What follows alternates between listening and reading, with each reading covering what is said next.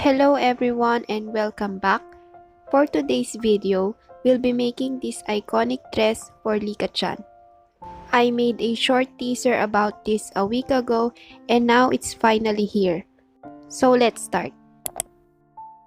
To be honest, I couldn't figure out how to construct this dress. But after a lot of trial and error, I finally got it right. And as always, the pattern will be available on the description below.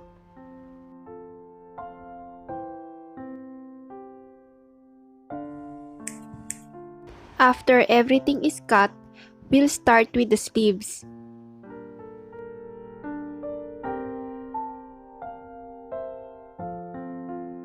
Fold the bottom to make a pleat. It should be small enough to fit the doll's arm. Then sew it with the strip of fabric we cut earlier.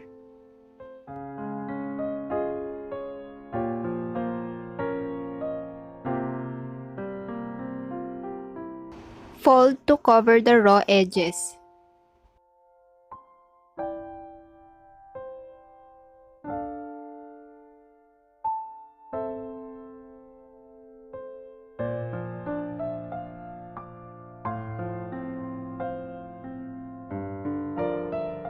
Cut the excess fabric and sew the sleeves, but not all the way. Leave at least half an inch open for the armhole later.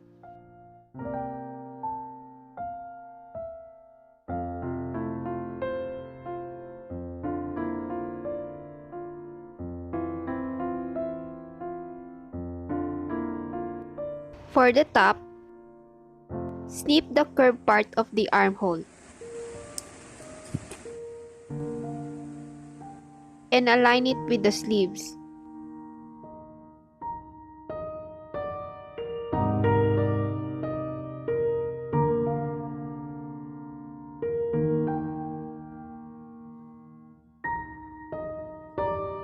Do the same on the other side and hem the edges of the top.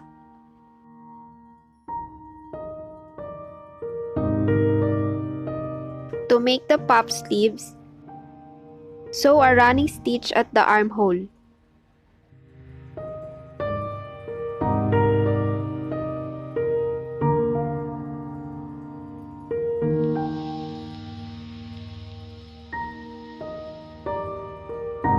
Pull the thread to make the armhole shorter and try it on your doll to see if it fits. After the adjustment, stitch it together with another bias tape.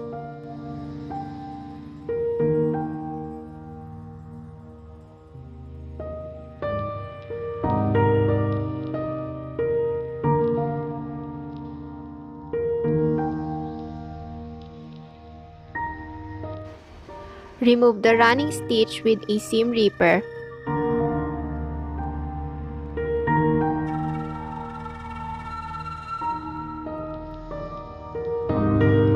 Then fold the bias tape to cover the raw edges.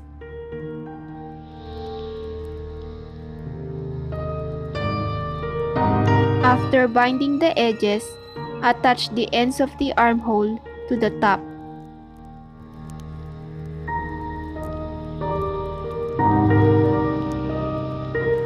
I suggest sewing it while it's on the doll for an accurate fit. Now on to the skirt. Cut a long rectangular fabric and make a pleat the same width as the top.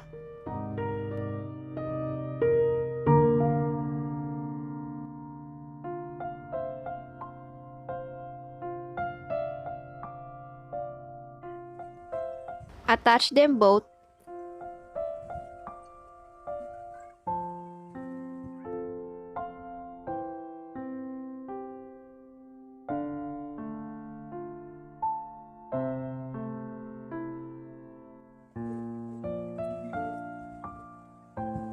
Then stitch the half part of the back close.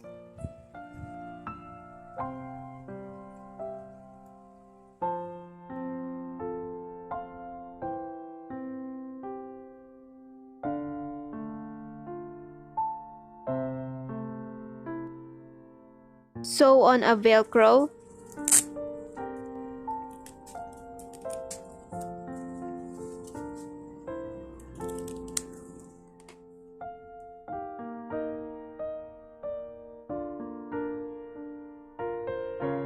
And we're done. I made another dress after that, but with a shorter sleeves. If you want something a bit more easy, then this one is for you. It's very similar to the first dress. The only difference is the sleeves.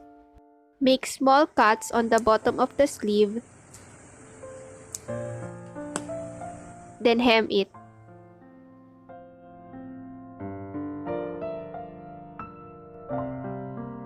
Sew the sleeves.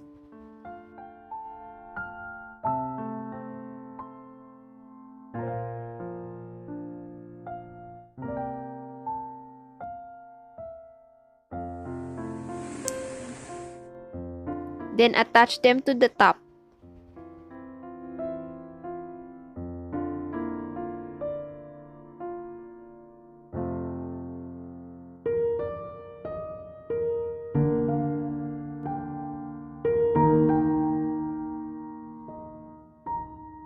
Since we already hemmed the bottom sleeves, we only need to work on the armhole.